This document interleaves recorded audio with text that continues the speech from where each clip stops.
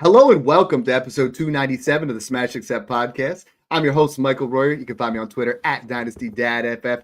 This week is crazy. We got the Senior Bowl here already. You know, we talk about when you're talking about your dynasty rookies, we're looking at different times where your values can go up, where player values are a lot more interesting, you know, and I think the Senior Bowl is that next one. We've seen guys in the past really ascend at the Senior Bowl. For me, the first guy that sticks out was when Cooper Kupp balled out. He balled out at the Senior Bowl, and then everybody started to pay attention, and they started to move up. And a couple of years ago, it was Dameon Pierce. And, you know, last year it was Ricky Purcell. And every year we get a guy that really takes their draft stock to another level at the Senior Bowl. Because let's be honest, 43% of all players drafted in the NFL are coming from the Senior Bowl. They might not be as sexy as these early declares. Nobody better to talk about prospects than my main man, Snoog. How you doing, brother? I'm feeling real good because I like a lot of the names on this list that we put together. So I'm excited, especially to jump into the running backs. A lot of stud running backs going to the Senior Bowl, even like guys like the quarterbacks that we'll talk about, wide receivers too. There's a lot of good players at this year's Senior Bowl compared to even last. Like I didn't think last year's there was a lot of good people at all. Like I really didn't. Like no, we were all talking Marshawn Lloyd. Yeah, like the running back class was trash last year. And the quarterback class, like other than Bo Nix, I don't even think Penix went to the Senior Bowl because he went to the Natty.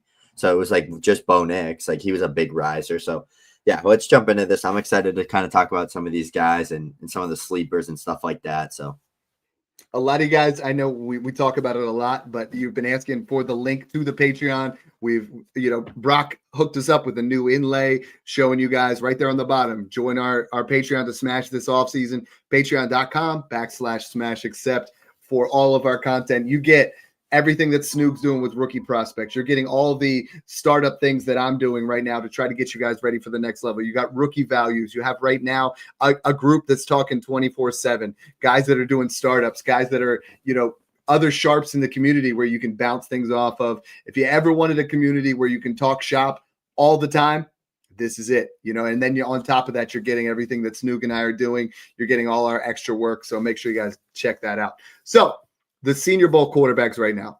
Right now for me, I mean, we're looking at some names here. You got Dillon Gabriel, Will Howard, Riley Leonard, but I think it's between two big guys here that are going to have their draft stock rise the most.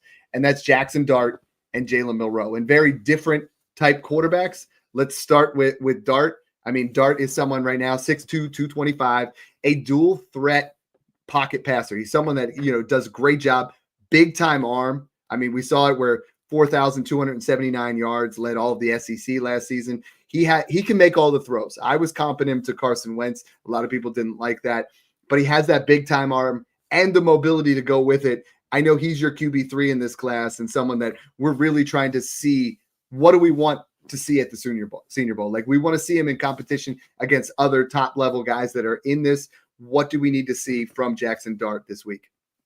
Yeah, I think he can have a rise at the Senior Bowl like Michael Penix and Bo Nix had. I mean, they both ended up being top 12 picks. People were kind of talking about them. Are they first rounders? What are they going to kind of do?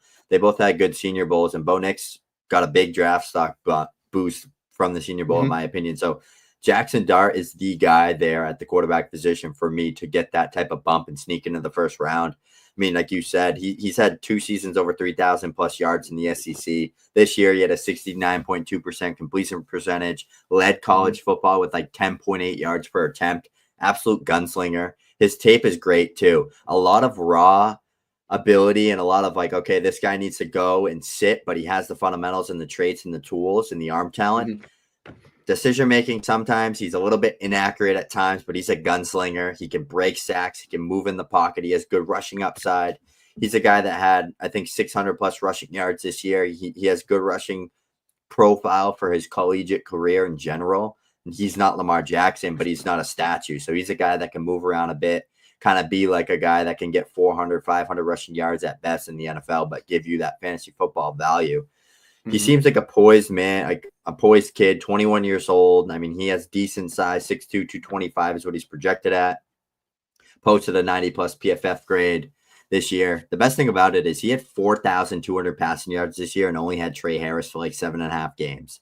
Him and Trey Harris were doing numbers together, and I truly think if Trey Harris never got hurt, everyone would be talking about Jaxson Dart like he's a locked-in top 10 draft pick.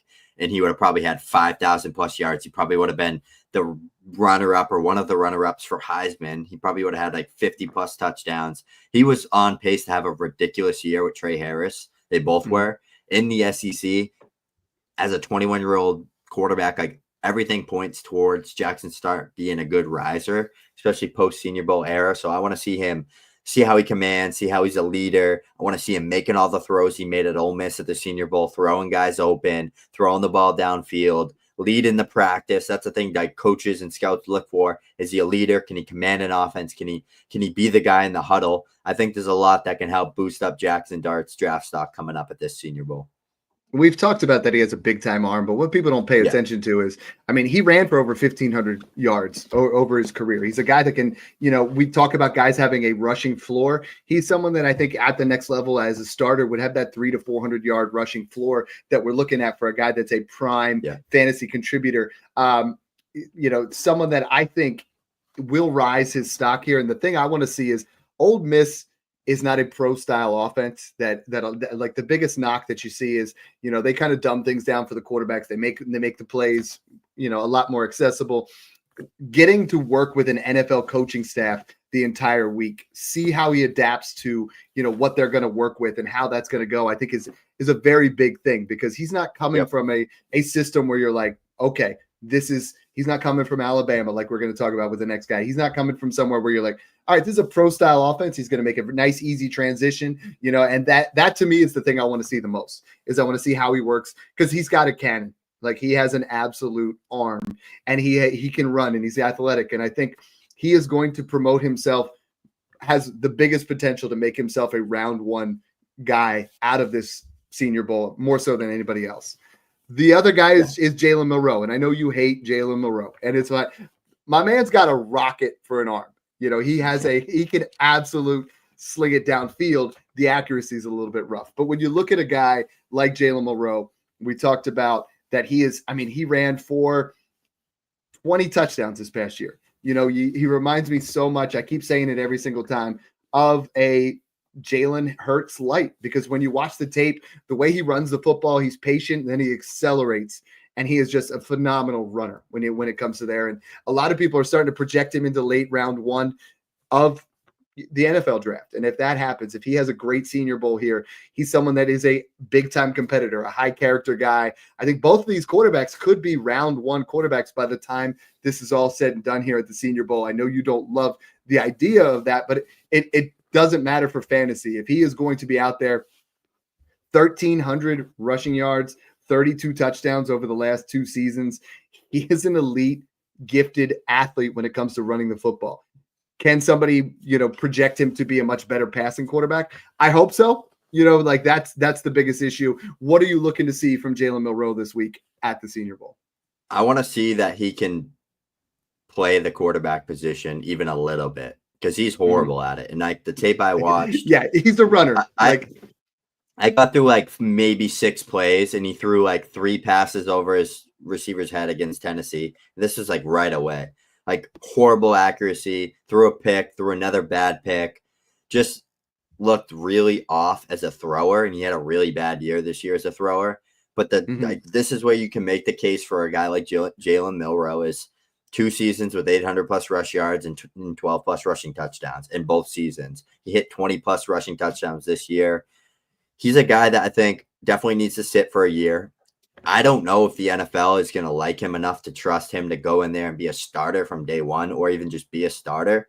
Like, that's where I'm struggling with him. It's like, he's so bad at the quarterback position and getting through his progressions, his reads, his footwork's off, his accuracy's horrible, throws a lot of picks. Like, things like, can a coach change this? I don't know. To me, he feels like what Justin Fields is right now today, but like worse. Like, Fields can see the field better and throw more accurate football than Jalen Milroe by far. He's like, I could see him having a Taysom Hill role in an offense. I could see him being kind of like a 1 or 2 year bridge quarterback. He's a really damn good rusher, and he's a great athlete. And he's like, and he coming from a system like Bama. So it's like, I can see if a team like a Rams or one of these teams like wants to take a shot on a guy in like round 2 or maybe like early round 3 or whatever it is. and they missed out on their quarterback, and they got a guy like Stafford that's going to retire in a year or two, or the Jets, and they want to just take a chance on a guy. I could see a team like that doing it, but he needs to sit for a year, I think, in my opinion. But I mean, he's top 5 quarterback in this class for me still, just because of the rushing upside. And like when he starts cooking, he's really, really good when he gets going with his play style. It's just, can he stand in the pocket and do anything? No, you don't need to be like that today, but you have to be able to throw the damn football and put together an offense and put together a flow like Jalen Hurts, Lamar Jackson, Jaden Daniels can do. I don't think he's like those guys at all. Yeah, the QB6 in this class for me is another guy that's going to be at the Senior Bowl, and that's Dillon Gabriel. 4 3,000+ yard seasons, 72.9% completion percentage in 2024, 3 seasons of 30 passing touchdowns in 3 different systems, 25 rushing touchdowns in the last 3 years. For me, he's just he's a more athletic, lesser armed Michael Penix Jr.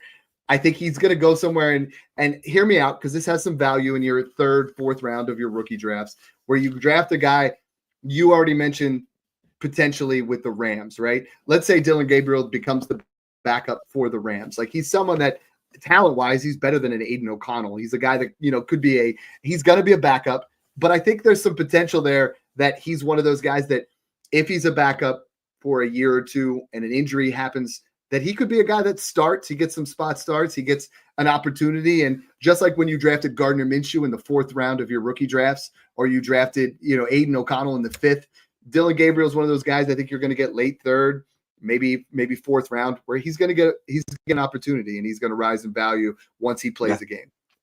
Yeah, I agree with that. And he put together a pro style offense at Oregon this year. So, and even at Oklahoma, he just had really good stretches there. I mean, he won some big games, especially with Oregon this year. I mean, they beat Ohio State. They had that crazy run. They were the first team. He's a good player. He could put together a good offense. He's old. He's not very big. Like, there's a lot of ifs. The arm talent's not through the roof. There's a lot of those questions. But can he be an Aiden O'Connell? Yes. Can he be one of these type of guys that comes in as a bridge guy, maybe for like a year or two and gets a start because he's experienced and he knows the game well and can understand a playbook and he's coachable?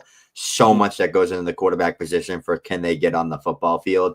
He's one of those guys that could probably get on the football field because of his intangibles, his IQ, his experience in college football with pro style offenses and stuff along those lines. So I don't think he's like a Bo Nix, Michael Penix 5th, 6th year type prospect at all. But I think he's like a round 3 guy, like a maybe round 3, round 4 type draft pick for a team like that wants a good backup. And you talked about experience and with winning. There's 2 guys here playing for a national championship in Will Howard and Riley Leonard. Are either of these guys? I mean, Will Howard went on a tear over the college playoffs. And a lot of people, when they see our rankings of our quarterbacks, and we don't have either of these guys particularly high, can they rise in value here with their draft stock at the Senior Bowl? And are either of these guys ever guys that would be competent starters in the NFL, or just like Gabriel, are they backup quarterbacks that, given an opportunity, could do all right in the proper offense? Will Howard and Riley Leonard both have pretty decent rushing upside. Will Howard put together a pro style offense and did really well and ran with it. Missed a lot of throws. He's hot and cold.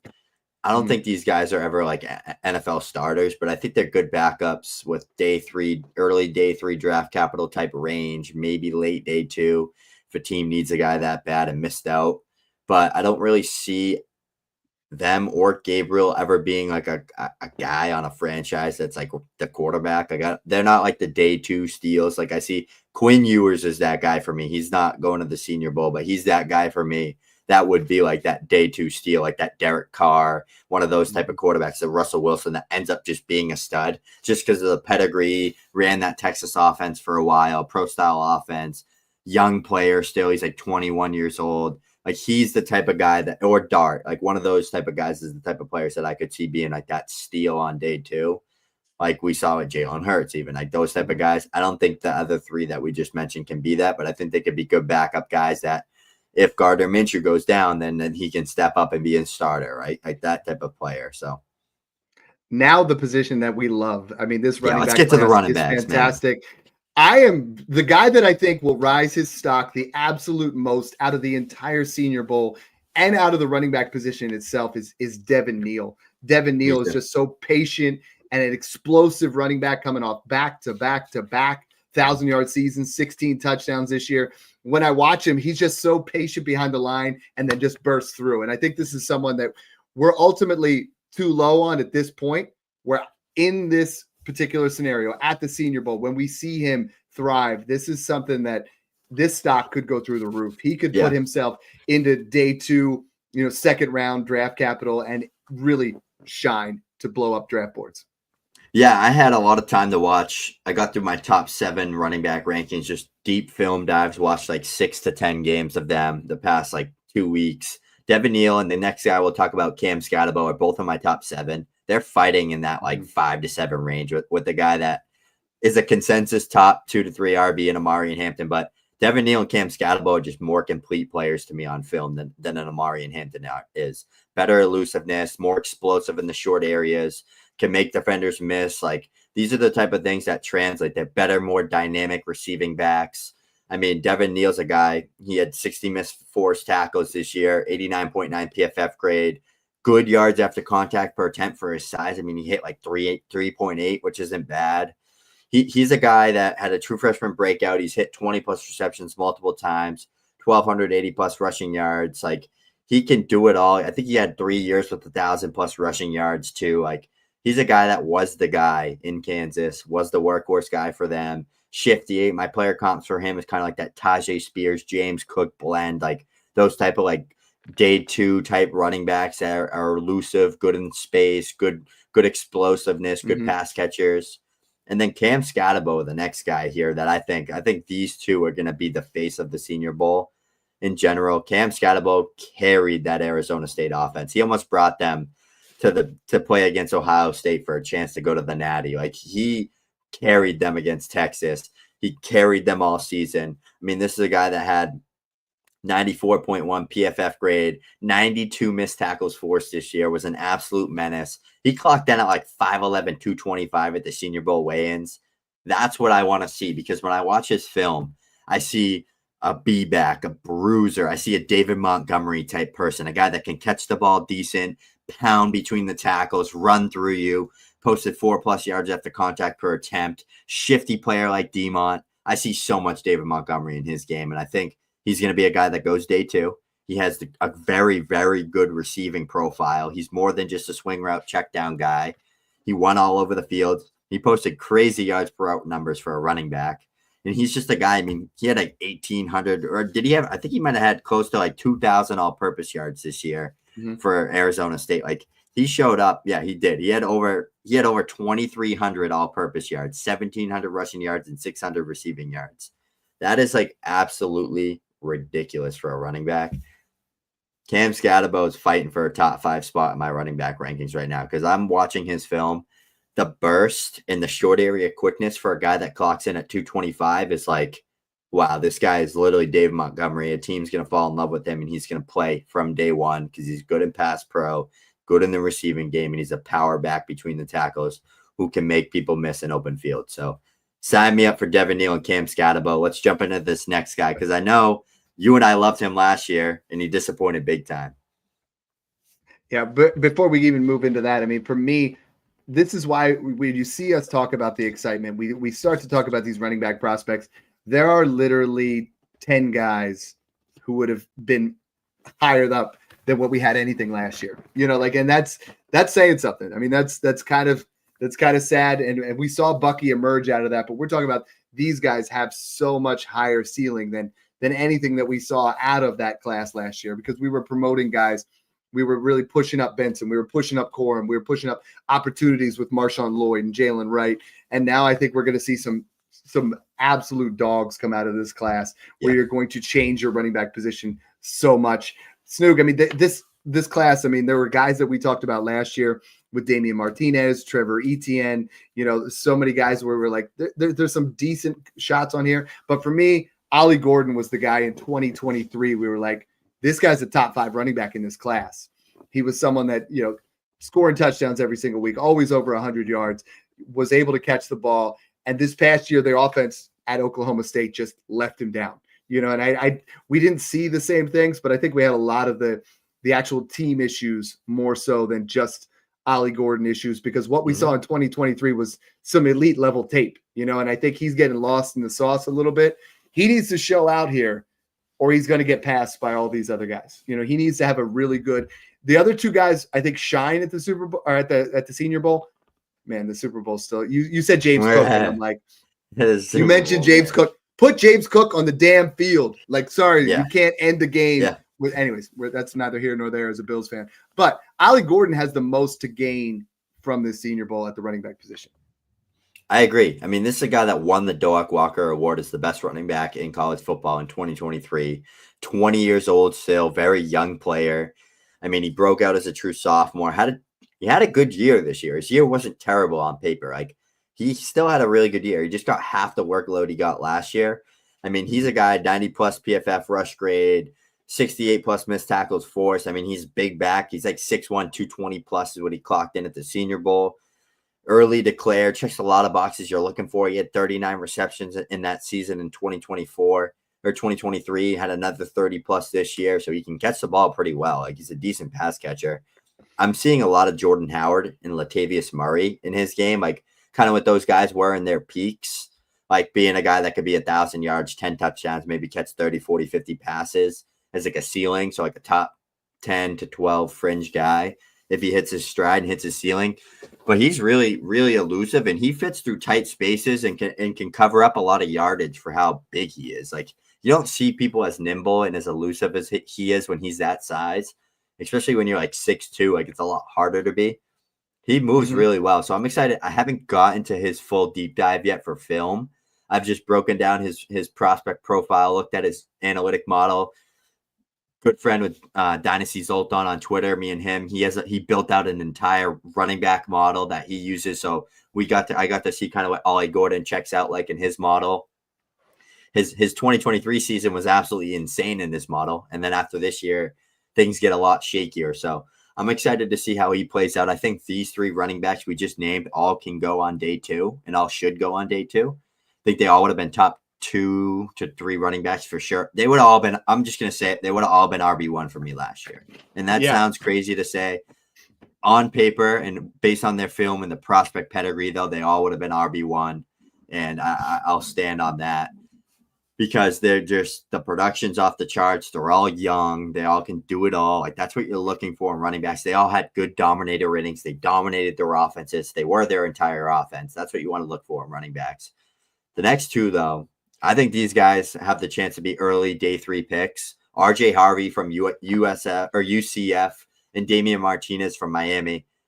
Damian Martinez, I'll start with. I'll let you hit on RJ Harvey, but Damian Martinez was a guy I really liked at Oregon State. Like, he was a guy I was projecting to be a top 5 to 6 running back in this class. He got the NIL deal. He came to Miami.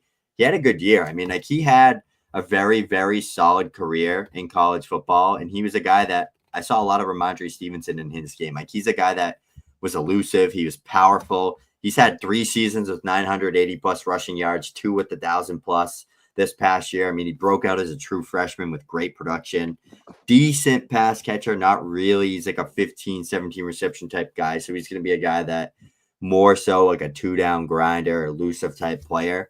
But, I mean, he's a guy that's coming off a year with 1,000 yards and 10 touchdowns. Very efficient career, too. I mean, he's averaged over 6+ yards per carry in every single season. So I just think he's a guy that could be like a day 2 riser. I see a little bit of Dameon Pierce in his profile and his skill set, kind of like that power back with pretty good elusiveness, can run through your face type player, can handle a decent amount of a workload and stuff along that nature. But, I mean, he posted 4.46 yards after contact per attempt this year, and he hit 45+ missed tackles forced in all 3 seasons. So good profile, not elite, but good profile, can be a guy that gets in and hops in as a 2-down grinder right away. So I'm excited to see Damian Martinez and what he can do at the Senior Bowl to help boost his draft stock. Yeah, and Harvey's a little bit smaller of a guy. You know, he's at that 5'8", 5'9", maybe 208 once he comes in there, once we see what guys start to weigh in. And I think, you know, we talk about that a lot at the Combine and the Senior Bowls. We want to see these guys hit certain weight thresholds, and 208's a little small for a guy his size. You know, we want to see him more in that 215, 220 range, but he does bring a dynamic skill set. I mean, he's someone with elite level speed. I think he's going to run a sub 4.4, very elusive, that makes him an intriguing prospect for the next level. I think that he really needs to work on his pass protection. He really needs to beef up a little bit and get a little bit more. And that's that tricky spot, Snoog, is these guys, when they're undersized, we're like, they got to put on some weight. But what makes them special, like a guy like RJ Harvey, is that speed. And if that does that speed still translate over once they put on some size? I think get him in the zone blocking scheme. He's someone that could be a nice complementary back. And in last year's class, we were talking about guys that were going to be secondary insurance running backs. And I think RJ Harvey is one of those guys that is a nice insurance back. If you own any of those guys that we talked about in the past of being insurance level running backs, and we're not talking about your David Montgomerys, your Tajay Spears, but we're talking about those guys that are, Alexander Madison types, you need to use them to move them up because they're all getting replaced. There are at least 15 running backs that are coming into this draft that are going to replace those guys and push them out of the way. The other guy that I think is going to get into a nice complimentary spot after 1,000 yards this year, 47 receptions. Woody Marks is I'm starting to dig into his tape a little bit more. This is one of the best pass catching running backs coming out of this class, but a lot of people aren't talking about him. Yeah, he's a really good, fun change of pace running back. And I honestly really think RJ Harvey is too. I think they're both like those good change of pace guys. I mean, Woody Marks had 83 receptions as a sophomore. Like that's absolutely insane. Ridiculous. That was at Mississippi State too. So that was in the SEC. He was kind of used as like a scat back, change of pace guy in college. So I don't really see him ever being like a 3-down guy in the NFL. I think he's like a scat back, change of pace, like Jerick McKinnon, like one of these type of Samaje Perine type of guys that can give you some decent weeks, can give you some good fantasy floor if he is the starter due to injury. But I mean, he had a ridiculous receiving career. I mean, he had 80 plus receptions, 60 plus receptions, 45 plus twice. Like he basically hit 45 plus in 4 out of 5 years. He's had some injuries, a little bit small of a player, but his burst is special. He's really good in space. Walmart DeAndre Swift is what I see on tape. Like that type of, or kind of a little bit of like a Marshawn Lloyd. I know they both went to USC, but I see a little Marshawn Lloyd as well. They both have the injury history too. Good in space, kind of explosive runner in short areas. RJ Harvey, another one kind of in that same range. I see a little bit of Tajay Spears there. I mean, back-to-back 1,500 plus yard seasons, hit 20 plus touchdowns this year, 16 plus the year before. They both weren't great after contact, and they both were really good at making defenders miss. So that's kind of the type of players they are. And they're both decent in the passing game. Woody Marks is very good in the passing game. So, again, you can name like 6 day 3 guys in this class that could be good risers and could be good dart throws to take shots on. It all depends where they're going to land. But these 3 guys that we just named, I think, are going to be the guys that are kind of spearheaded as the top guys at the Senior Bowl. When I saw 249 career receptions, I was like, is that a typo? Yeah. I thought he played wide out or something at first, and I had to look at it like 3 times. And I was like, wow, no, he's just him. Are there any other guys? I mean, some of these are even converted wideouts, like Brashard Smith at times. But I mean, like Smith, ETN, maybe Donovan Edwards, Damian Martinez. We already talked about. I mean, is there anybody else that the Jarquez Hunter, like in Allen? Are any of these guys where you're like, okay, they could shine out, they could really look to impress here at the Senior Bowl, where they could get some day 3 draft capital? Yeah, I could see Trevor Etienne and Brashard Smith being guys that kind of boost their draft capital up. I think they had good production profiles, decent film, kind of complete players, can catch the ball pretty well. I think it's just going to come down to, though, like I think Devin Neal, Ollie Gordon, Cam Skattebo are the only 3 players I really project as the 3-down workhorses going into the Senior Bowl that could do it all, run the ball well at a high level and catch the ball well. The rest of the guys we're talking about here, like ETN, RJ Harvey, Damian Martinez, they're in that like 10 to 15 range, or like that 12 to 15 range for me. They're 1-2 guys. Like they're guys that are going to be either scat backs or power backs on first and second down type players that are going to see the field. They would slot in as top 5 to 6 to 7 players in our class last year with like the Audric Estimes, the Braylon Allens, those type of guys, in my opinion. And even moving over to the wide receiver position, I see 2 or 3 guys here that are probably going to get some day 2 draft capital. I mean, we would like to see. Trey Harris is not going to be there, but Tez Johnson, a little bit smaller, 5'10", 165, but someone who's just got absolute burner type speed, sure-handed, ball tracking abilities. This is the perfect place for him to really showcase what he can do. He's someone that, honestly, he's very lean. Like he's he's not somebody that we're going to see if he shies away from contact.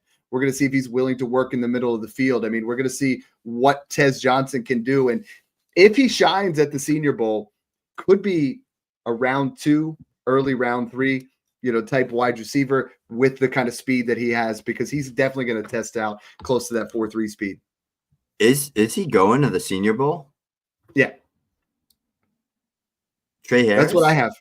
No, Tez Johnson. Oh, I thought you said Trey Harris for a second. No, I said like, Trey Harris. Wait. That's why I started looking it up. I was like, I didn't think he was. He went last year, though. Tez Johnson, yeah, you nailed it with Tez Johnson then. Absolutely. He's the guy that he's going to be with Dillon Gabriel, who he played with this year, too, which is even better.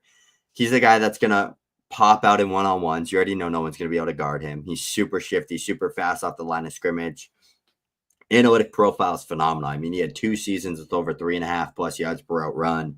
1,000+ yards this year, back-to-back years with 100+ targets, 80+ receptions, 90+ PFF grades. Like, he checks a lot of boxes. I mean, he broke out as a sophomore. He's one of those players that just produced, like, no matter what, produced. Always got his. So even when Evan Stewart, this big 5-star transfer, has all this hype comes, it was still Tez Johnson. He got his. So I'm excited for him. He's, like, fighting in that, like, tier, like, 5, 6, 7, 8 range for me. Like, if the NFL buys into him and he goes in the second round of the NFL draft, then he's going to be high for me, because I think he could be like a Josh Downs, Jordan Addison light, a Tank Dell light, one of those type of guys that's a good number 2, number 3 on an offense. But he's shifty. He's going to dominate in one-on-ones. I think he's going to be a big riser, especially playing with his college QB there. And we need this for Dynasty. We need this for guys, there's Ayomanor, there's Restrepo, there's Royals, there's guys here at the Senior Bowl. We need the wide receivers to have a good day. We need them to have a good day. Tez is the one that separates himself out of there. I mean, we obviously have, a big 5, and then all of a sudden, let's see what we can add to this. I mean, I think guys like Restrepo, Royals, and Ayomanor, if they go to the right spot, if they got the right landing spot, and we're talking about, we want guys to be inside that. We talk about elite level wide receivers go inside the top 5 to 8, and then we have an area of 12 to 20, and then we have that area of like 25 to 43. You start to get those guys where you're like, these are going to be elite level wide receiver 2s. Then we need these other guys. We need these guys to finish out round 2, early round 3, because round 4 wide receivers is just not happening in the NFL. It rarely, you're throwing darts. Restrepo, I think, he's someone that's going to show some speed. Ayomanor is a guy that's going to absolutely dominate some slot type situations. Royals as well. So out of these 3 guys, I mean, sell me on who your favorite guy is here, and let's talk about what they can show here at the Senior Bowl. Yeah, Jalen Royals is my favorite guy here. I think he has the highest upside after like the big 4 to 5 wide receivers in the class. Elite yak player, can win downfield. He was pacing 1,400+ yards and 100+ receptions this year before he had a season-ending injury. I mean, he posted 7.9 yards after catch per reception, 1,000+ yards in back-to-back seasons, 15 total touchdowns this year, 3+ yards per route run. I see a lot of like Rashee Rice, Jaden Reed, some of these other guys, like those day 2-ish type prospects that went to those like those smaller Power 5 schools or Power 4 schools or whatever. I don't even think Utah State is a Power 4 school, so never mind. But those smaller schools, right, that kind of dominated out there and dominated the production. His short area quickness and his burst is ridiculous. Like, he catches a slant or like a screen pass and he can change gears from 0 to 100 very, very quickly. So I see a lot of like better Malachi Corley on tape, like a guy who also went day 2 that can win downfield. Like, Corley wasn't great downfield, wasn't great as a route runner. Jalen Royals gets a lot of separation and he gets a lot of winning downfield. Like, he wins downfield consistently. I'd say he's my guy after like the top 5 guys, like for the wide receiver position for sure. And you can see the profile up here. Like, it's really strong for a guy like this. And he's still 21 years old. Sell me on your guy, because we know your guy's Elik Ayomanor. So let's jump into it and talk to us about him and kind of what he could be, what his comps are, and kind of his production profile. Yeah, I mean, I think he has the physical tools that we're looking for. Someone that is I think he's a polished route runner, someone that, he has speed, strong hands, someone that can high point the ball. I think he's going to be, he played primarily on the outside in college, but I think he projects really well with the way he runs routes to be a strong guy across the middle, someone that can run in the slot. I think he has a promising prospect. A lot of people are starting to we start to look at where guys are coming from, right? Like people don't like Savion Williams because he's from TCU, and people don't like Ayomanor because he's from Stanford. And then you start to think of the last guy that came out of there, right? And you start to try to assess where those things are. But I think he can win at the next level. And I think a lot of people, I mean, I've seen people have him in the late first. I think ultimately he goes in the second round, but I want to see where he goes in the second round. He needs to go to a room that, the targets. I don't think he has an elite level, athleticism. He's someone that's a plus athlete, but he doesn't have anything that's elite. He's just very good at a lot of different things. Yeah, I agree with that. I really like that take by you, and I think that that's going to be really good for a guy like Ayomanor and Royals to just cement, and Tez Johnson to cement round 2 draft capital right away. Because if they can go in that range, they're going to be good values in that mid-second round of rookie drafts right after all these running backs go. So 3 guys, I think this is kind of like a tier in our rankings right there with them. But the last guy that I'll jump into, you talked a little bit about Restrepo there, but I'll talk about Jaden Higgins a little bit. Iowa State guy, really solid profile. Analytic profile actually screams pretty well for me, 90-plus PFF grade. I mean, he had 87-plus receptions as his best season. He had 130-plus targets. 7.3 yards after catch per reception for a guy that's like 6'3", 6'4". Really good numbers there. He posted a season with 3+ yards per route run, 3 seasons with 80+ targets. So he's a guy that was one of those producers as soon as he came over to Iowa State the past 2 seasons. Produced back-to-back seasons, was the guy there. Jalen Milroe is another guy going to the Senior Bowl from Iowa State who produced.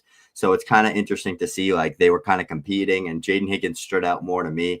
Kind of like a DJ Chark type player, like bigger, but can separate well and can win downfield pretty well. I don't know how he's going to test athletically, probably not extremely well, but I also see a little bit of Michael Gallup, a bigger version. Like he wins the contested catches situations pretty well, makes those flashy catches downfield, good body control. That's where I'm at with Jaden Higgins. Sell us on Xavier Restrepo, and then let's jump into the tight ends here. Well, Restrepo, I think, is going to give you a nice deep threat. He's someone that I think, he has back-to-back 1,000-yard seasons. He's going to be able to stretch the defense. I think at the next level, he might be more of a guy that's better at stretching the defense than he is actually for fantasy football purposes. But I think it's going to really depend on where he lands. The best pass catcher in this entire Senior Bowl isn't even a wide receiver, but it's tight end that we just did our tight end show. If you guys haven't, make sure you guys smash the subscribe button to the YouTube channel. We just did our tight end special, but Harold Fannin Jr. from Bowling Greens with over 117 receptions, 1,500 receiving yards. This is the guy that we want to see. Like we at the quarterback position, we want to see Milroe and Dart, and running backs, we want to see Skattebo, and we want to see Neal, and wide receiver Tez Johnson. But man, do I want to see what Harold Fannin can do against better level competition, right? Bowling Greens isn't where you're looking at seeing that top-notch competition, but what can he do against these other guys? He can really rise his stock into that early second, late first of the NFL draft. And if that happens, you're going to get a steal in your tight end premium leagues, because in this class with all these running backs, a guy like Harold Fannin Jr. could be an absolute bargain in the early second, late first of your rookie drafts. Yeah, the thing that pops for me is he's 20 years old, elite analytical profile and production profile. I mean, you talked about the 100+ receptions, 1,500+ yards, 11+ total touchdowns. We know the production's elite. What they're going to want to see from him at the Senior Bowl is, I want to see him run routes. I want to see him against this higher end competition, because he had a small glimpse of it versus Penn State and Texas A&M. Dominated. Like he had like 10+ receptions and like 140+ yards and a touchdown in both of those games. So he's a guy that, I mean, combining for over 300+ yards against two of the top teams in the country, top 20 teams in the country. That's the guy coming from Bowling Green. So you want to see him run routes. You want to see the versatility at the Senior Bowl. You want to see that he's going to be younger than everybody there, because now they have the ability to opt in as true juniors. Even though it's called the Senior Bowl, you can still opt in to help boost your draft stock. I think he's going to come in, command, lead that tight end group, be the best player on the field, and run really good routes and show his versatility off. And he's going to be a guy that goes in that second round drafts range, I think. And you never know with the draft and how good he does in the Senior Bowl, but I could see him being an early day 2 draft pick for me.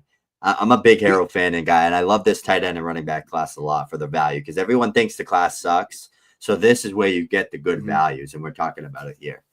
Yeah, and I see a lot of people like they're just talking about how bad they think the class is. Go buy your seconds right now because you're gonna get Harold Fannin Jr., who he accelerates well. He's an absolute nightmare with mismatched potentials. I think we see him projected right now like a 4.62. If he can run a low 4.5s, I think you're going to see his draft stock rise even more because he is someone that you're going to see him just at that F tight end position, set things up and be a guy that contributes right off the bat. And this is fun because we talk about, like I said, 43% of all guys that get drafted in the NFL go from the Senior Bowl, or guys that go to the Senior Bowl get drafted, and I think you're going to see some guys here that you haven't gotten a lot of exposure to because these aren't your Ashton Junties. These aren't your Quinshon Judkins. This is not your Tet McMillan. These are the guys that, they played it out. They were there. Some of the guys were late bloomers, like we saw Skattebo blow up his senior year. Other guys, Devin Neal's put together 3 straight 1,000-yard seasons. So don't double count things right now. If they do what we think they're going to do, they're going to rise. That's going to happen.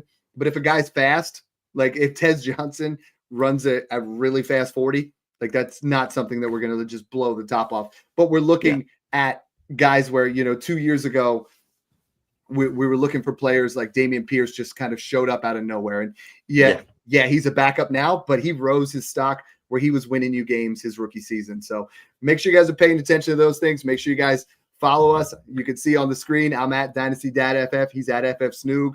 Got the Patreon link down there below. Help us out with the subscriptions. I mean, this month alone, we've added 500 new subscribers. You can be number 501. Start to look into that Patreon where we're doing Smash Accept Startup 17 leagues, Snoog. It's wild. But we're going to do 17 through 20 in the offseason. All of our rookie rankings, all of our Superflex rankings, everything in one place, your one-stop shop that you've got to get into. Thanks again for tuning in, guys, and enjoy the process.